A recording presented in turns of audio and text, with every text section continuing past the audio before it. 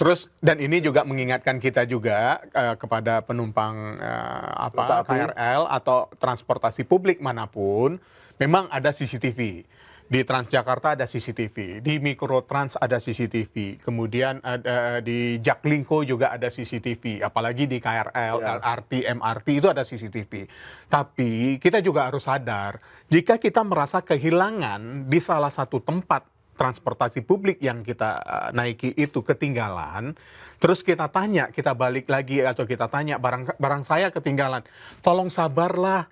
Karena kalau kita mendesak ingin buka CCTV, itu ada proses tahapan yang panjang. Bahkan ada beberapa saya nggak tahu. Ini mungkin juga bisa jadi pembelajaran juga bagi KCJ ya atau KAI. Kalau seandainya ada pelanggan yang merasa curiga kok barang saya yang ditemukan tidak lengkap, mau buka CCTV, ya nggak perlu juga kali sampai harus prosedur nunggu surat dari kepolisian atau apa, enggak, kebijakan manajemen aja. Kebijakan manajemen aja, oke, biar sama-sama enak antara pelanggan dengan perusahaan gitu, dengan pengguna jasa dengan perusahaan sama-sama enak ya. Kita buka, kita lihat bersama, oke ini barangnya ya. Atau seperti yang Bang Gaib tadi katakan, begitu barangnya ditemukan dalam bentuk tas, saya ketinggalan sebuah tas isinya tablet saya, kemudian tumbler, kemudian handphone. Pada saat ditemukan tas itu, prosedurnya untuk mencurigai apakah itu memang barang yang aman atau barang yang memang ketinggalan atau barang terlarang yang sengaja ditinggalkan. Ada juga tuh seperti ya kasus yang di Bandar Lampung, mobil kecelakaan akhirnya barangnya ditinggal, ternyata itu barang haram semua, narkoba semua gitu kan.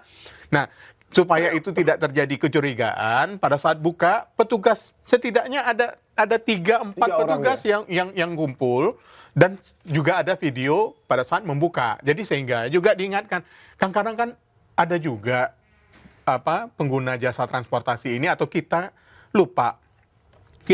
Saya merasa bawa 3-3-nya nih, termasuk headset saya, bawa 4-4-nya saya taruh dalam tas, kemudian ketinggalan. Saya bilang, enggak, di dalamnya itu ada dompet saya gitu.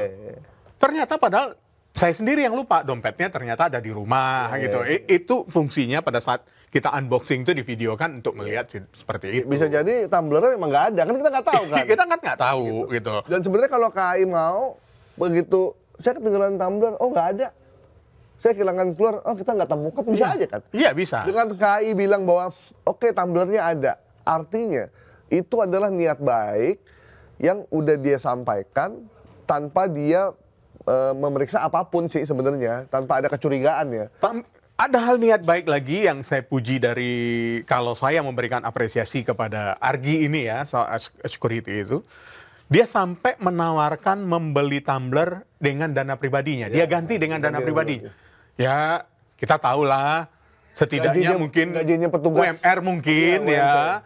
Kemudian dia harus pun outsourcing sebenarnya. Iya, outsourcing, dan dia harus mengganti tumbler dengan uang pribadinya, membeli suatu barang bukan untuk dia miliki, untuk mengganti punya orang yang dia sendiri mungkin dia tidak merasa menghilangkan. Mungkin itu udah niat baik gitu loh. Nah, niat baik itu ternyata tidak disambut. Jadi sebenarnya kalau kita melihat ada niat baik dari seseorang ya, kita sambut dengan baik aja. Apalagi kalau orang itu sudah pakai nama Tuhan ya. Kalau saya baca WA-nya tuh, demi Allah Mbak, bukan saya yang ambil. Saya tidak memeriksa kesalahan saya maaf saya lalai. Kalau ada orang udah kayak gitu, apalagi orangnya juga bukan orang yang punya kelas tertentu ya. Dia gajinya kita juga bisa ukur berapa, seorang satpam, outsourcing pula. Ya sudahlah, kalaupun dia bohong, itu biar jadi urusan dia sama yang di atas saja. Betul, gitu. Betul. Karena itu yang paling penting sebenarnya. Karena mungkin karena ya lazim memang manusia itu berprasangka buruk. Tapi sebaiknya kita harus jauhi prasangka buruk itu, karena prasangka buruk adalah ucapan yang paling dusta. Oh gitu ya? Iya. Walaupun belum diucapkan ya? Belum diucapkan. Prasangka buruk itu adalah ucapan yang paling dusta. Jadi seuzon itu adalah ucapan yang paling dusta. Yang paling dusta. Itu yang paling harus kita hindari. Ya sebenarnya kita sedih dengan situasi ini karena ada orang yang kehilangan pekerjaan untuk sesuatu yang menurut kita, aduh tumbler itu sesuatu yang kita bisa miliki dengan cara yang mudah, mau KW1, KW2, KW3 juga ada, dan uangnya juga bukan uang yang besar banget sampai jutaan, hanya beberapa ratus ribu.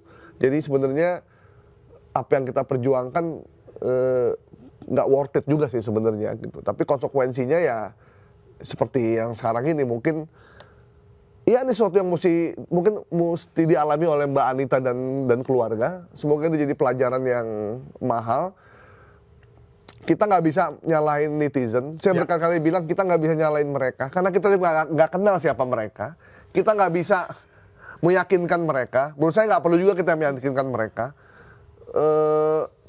Karena itu udah di luar kontrol kita gitu. Iya, betul. Yang bisa kita lakukan sekarang, ya udah kita evaluasi, kita merenung bahwa mungkin selama ini banyak hal yang sudah kita lakukan dan ternyata hal yang kita lakukan itu banyak menyakiti orang lain.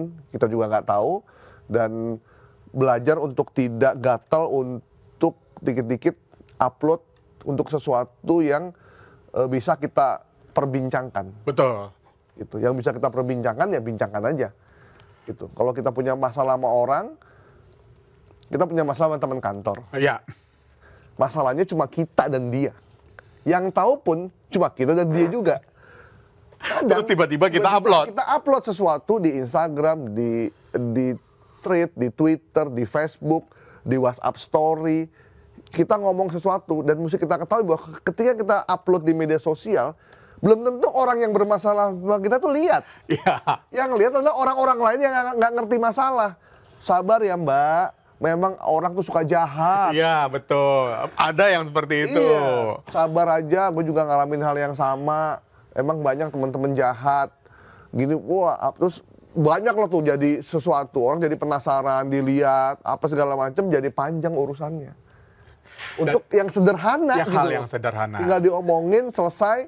Tapi gara-gara kita udah di media sosial, itu udah jadi milik publik dan itu sama sekali tidak bisa kita kontrol. Mbak, negara aja nggak bisa mengontrol netizen Indonesia. Terus, jadi kita memang harus waspada. Dan ini pembelajaran buat kita semua, buat saya, buat Bung Gaib juga, bahwa kalau kita lihat ada gium hukum kuno menyebutkan caveat lector, berpikirlah sebelum kita bertindak. Ya, benar.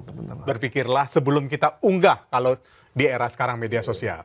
Dan kalau nggak mau hilang, saran saya nih, kalau nggak mau hilang, saran saya nih Bang Gaib, bawalah tumbler penguin yang warna biru atau warna orange. Dia ada varian 500 liter. 500 liter dan ada varian 1000 liter. Itu toren. Oh, itu toren nih, bukan tumbler. Itu bukan tumbler. Penguin itu toren. Kalau buat toren itu, torennya ini kita ikat, kita bawa. Mau ngapain Mas? Ini tumbler saya. Variannya juga cukup banyak. Iya, tapi paling bagus yang biru katanya. Yang biru katanya. Karena yang bagus. menyatu dengan langit. Dengan langit. Oke, Sobat Sindo, sampai di sini komen hari ini.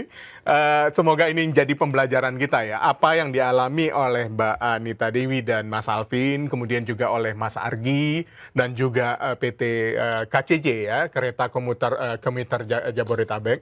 Kita ini jadi pembelajaran buat kita semua, terutama bagi yang pengguna transportasi publik. Saya juga menggunakan KRL, menggunakan LRT, dan juga para Sobat Sindo yang lain yang juga menggunakan transportasi publik. Hati-hati dengan barangnya, karena kalau kehilangan barang bukan tanggung jawab dari perusahaan. Itu tanggung jawab kita. Itu tanggung jawab kita. Kalau kita memang merasa perlu pembuktian barangnya hilang di mana, siapa yang ngambil, datanglah ke kantornya. Jangan unggah di media sosial. Dan kalau kita tahu bahwa kita sering lupa, taruh aja di depan gini. Nggak bakal lupa kan? Iya. Pegang aja. Itu cara yang paling baik. Karena ada cara yang tidak baik. Apa tuh? Orang punya tumbler yang cukup mewah juga, yang cukup mahal juga. Dia taruh di sampingnya. Duduk sendiri tumblernya. Padahal bayar seatnya hanya untuk satu orang. Itu biar ketahuan bahwa dia punya tumbler keren. Oh gitu. Ada tumbler yang keren tuh. Wow. Yang kalau minum tuh begini nih. Lirik-lirik dulu ya. Kena mata. Gini nih. Kalau lagi, karena tumblernya mahal. Tumblernya mahal. 600 ribuan harganya. Ada lagi, tumbler yang biru sama orange tadi juga mahal, tapi nggak ada yang mau bawa. Oke, sampai jumpa di komen berikutnya. Silakan. Minta dulu. Untuk kopi tuku, ya bawalah ke sini biar kita nih ada ada isinya, gitu kan. Oke. Kan lagi laku keras. Lagi laku keras, apalagi tumblernya laris. Iya. Oke, Sobat Indo, kita akan kembali di komen berikutnya. Bye bye.